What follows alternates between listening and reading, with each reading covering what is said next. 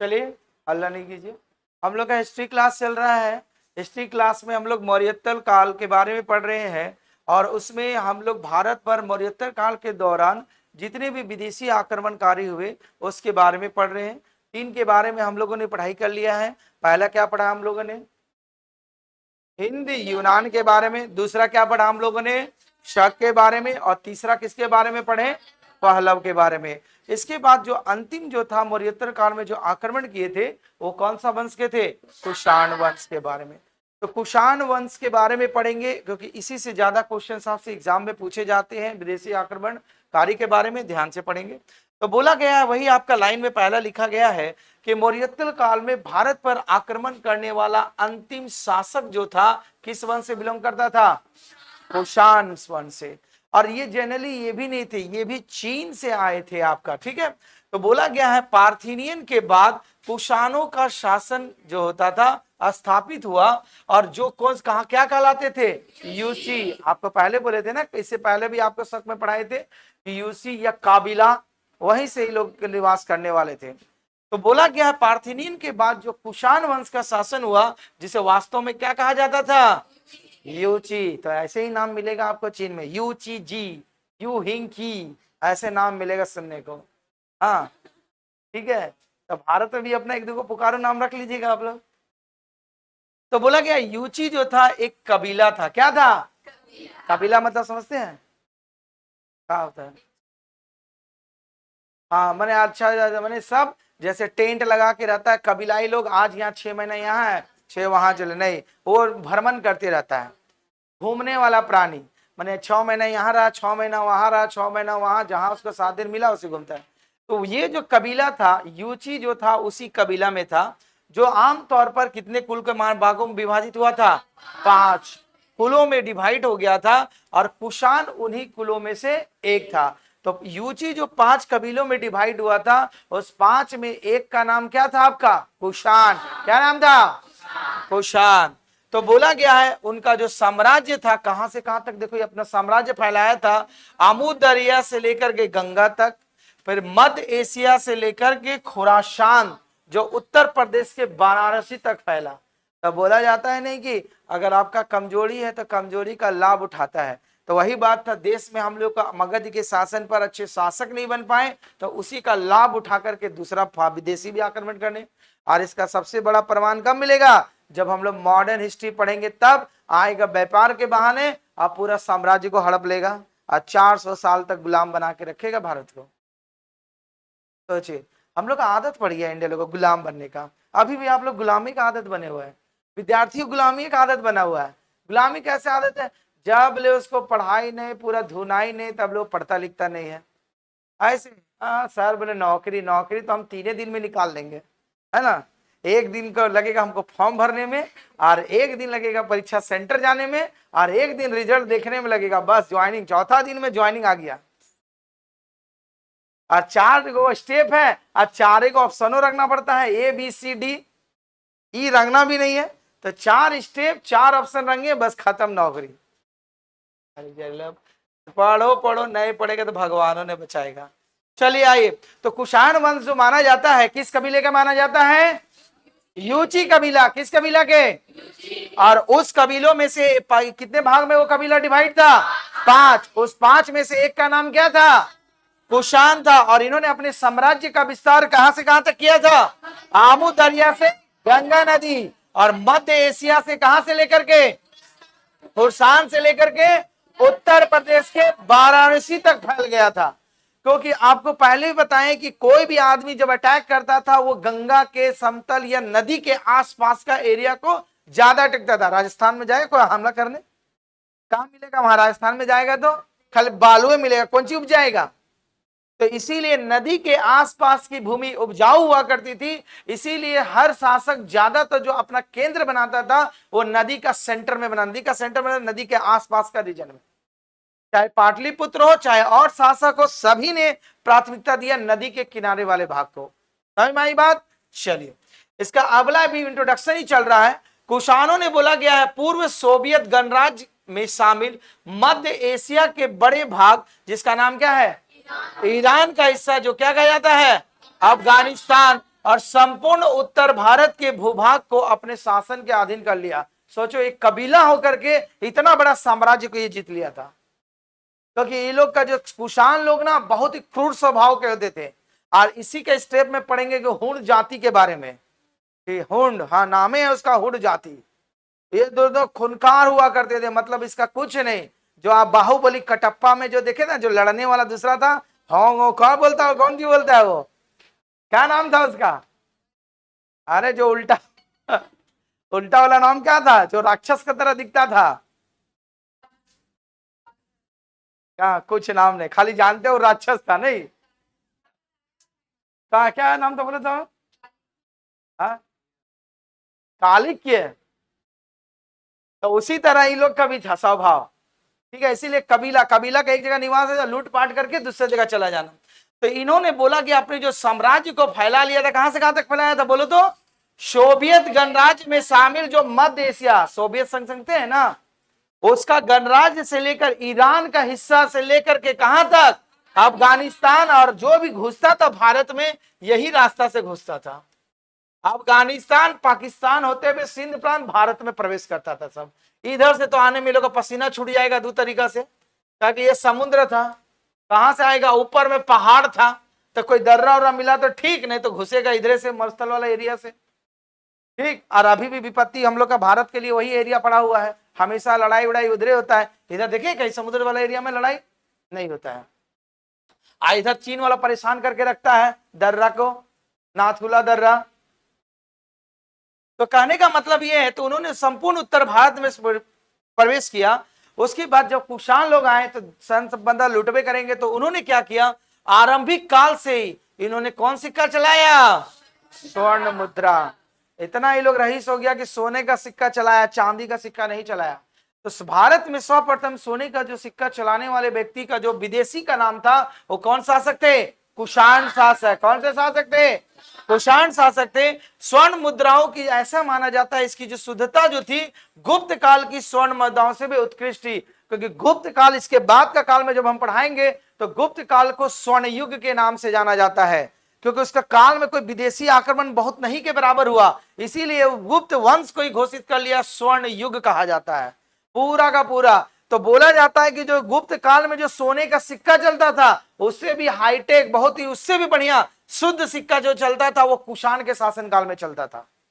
ठीक, अभी सोना खरीदने जाएगा तो बोलेंगे शुद्ध सोना कितना कैरेट का? 24 कैरेट का। लेकिन 24 कैरेट का सोना मिलेगा, लेकिन आभूषण खरीदिएगा तो 22 कैरेट का मिलेगा।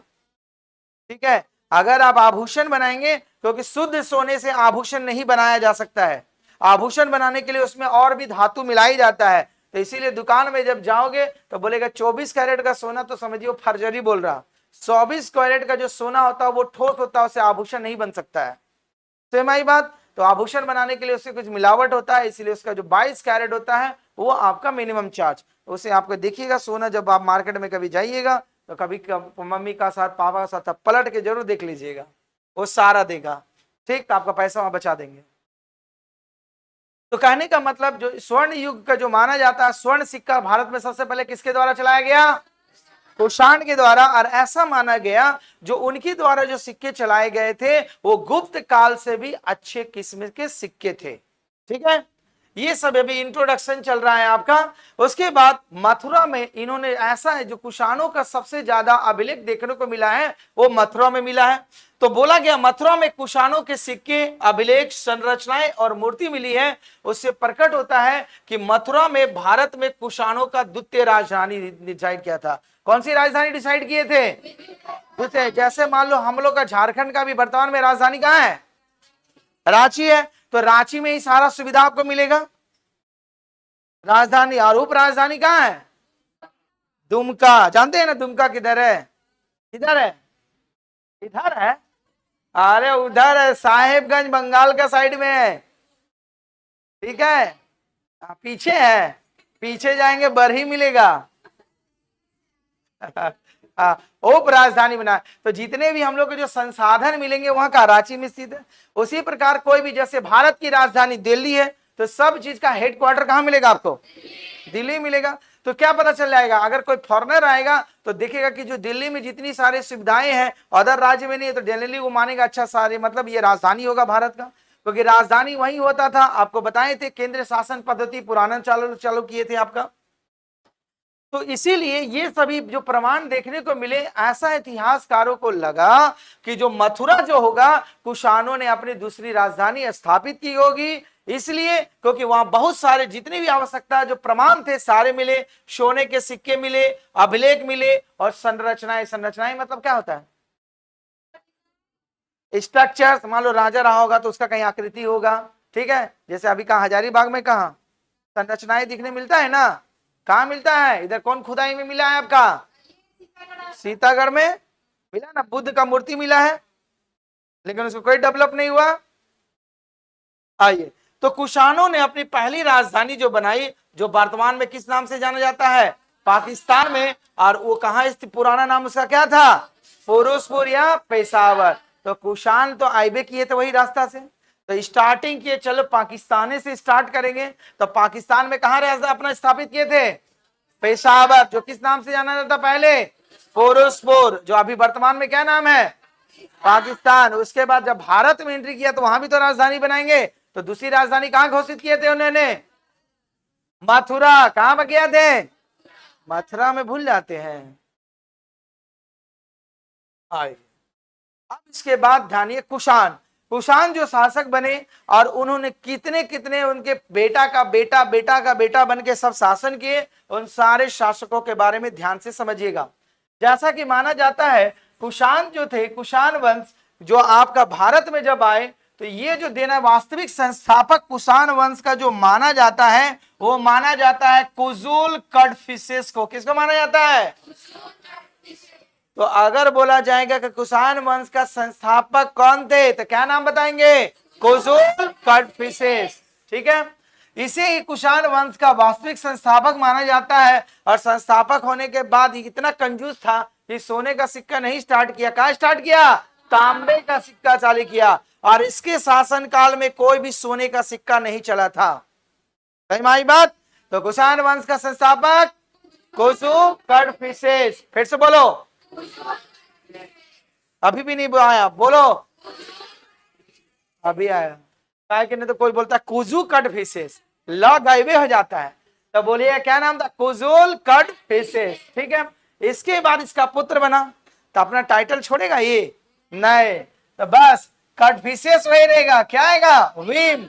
भीम बार साबुन है ना, अरे बर्तन धोने वाला है ना भीम, तो जब धोइएगा भीम तो उसमें कड़फिसेस को जोड़ दीजिएगा, तो बन जाएगा कौन? भीम कड़फिसेस। ठीक, कड़फिसेस, काट माने काटो, फिश मतलब मछली, कड़फिसेस मछली को काटो, कड़फिसेस फिश मतलब मछली होता है ना सीधा। तो कबीला लोग इसी नाम में मिलेगा, सब भी लोग रहेगा तब ना अच्छा अच्छा नाम लगेगा। अकबर, बाबर, हुमायूं, फिर उसके बाद फॉरेनर लोग लाएंगे, फिर वही लॉर्ड कर्जन, लॉर्ड डलहौजी, सब लॉर्डे रहेगा, गिफ्टे वाला रहेगा। और इंडियन लोग राम, श्याम, मोहन, गीता, मीता, सीता, पूरा अच्छा अच्छा नाम रहेगा, बोलने में सिंपल, हर लोग रहेगा। हाँ, अब विदेशी अभी आएगा अलगे। तो चलिए, कुषाण वंश का संस्थापक, ठीक है। इसके बाद इसका पुत्र शासन किया, उस पुत्र का नाम क्या था? भीम कड़फिसेस। इसके बारे में थोड़ी सी आइडिया है। तब पिता तो नहीं चला पाया, उन्होंने चांदी तांबे के सिक्के चलाया। पुत्र ने बोला गया भारत में सर्वप्रथम सोने के सिक्के चलाए, और शैव मत के अनुयायी होने के कारण सिक्कों में, शैव मतलब समझते हैं ना, शिव को उपासक, ये लोग जनरली जो शैव धर्म को मानने वाले थे, शिव के उपासक होने के कारण इसके सिक्के में मिलता है शिव, नंदी और त्रिशूल की आकृति मिलती है। एग्जाम में क्वेश्चन में पूछा गया है कि किस वंश के सिक्के पर आपका त्रिशूल के निशान, ये शिव के निशान मिले हैं? वो शासक कौन था? कुषाण वंश का शासक। और वो सिक्का जो जारी करने वाला था, उस शासक का नाम क्या था? भीम कड़फिसेस। भीम कड़फिसेस के पिता का नाम कुजुल कड़फिसेस। तो पिता ने चलाया तांबे का, तो पुत्र एक स्टेप आगे आएगा। इन्होंने कौन सा सिक्का जारी किया था? सोने का सिक्का जारी किया था। और उस सोने के सिक्के के ऊपर जो मोहर, जो छाप लगे रहते थे, वो शैव धर्म का लगे रहते हैं। शैव मतलब होता है शिव का उपासक। तो शिव का उपासक का साइन वही है, नंदी उनकी सवारी और त्रिशूल। तो वो उनके चिन्ह में देखने को मिले हैं। इसीलिए इतिहासकारों को लगा कि ये जो वंश था ये मानते थे, शिव के उपासक थे, और इस धर्म को कहा जाता है शैव धर्म। और उसके बाद इसी के बाद जो आया शासक जो बना कनिष्क प्रथम। ऐसा इतिहासकारों का मानना है कि कुषाण वंश, सॉरी कनिष्क बोल दिए, हाँ ठीक है, कुषाण वंश का जो सबसे प्रतापी शासक जो बना वो कनिष्क प्रथम। बोलेंगे सर कनिष्क काहे नहीं बोले, प्रथम काहे बोले, क्योंकि दादा परदादा इसका पोता भी आएगा ना तो वह नामकरण लिखेगा आगे कहीं, तो इसीलिए लिखा गया कनिष्क प्रथम, माने पहला कनिष्क। ठीक, तो बोला गया है तो जो इस वंश का सबसे प्रतापी जो शासक बना था, उस प्रतापी शासक का नाम क्या था, कनिष्क था।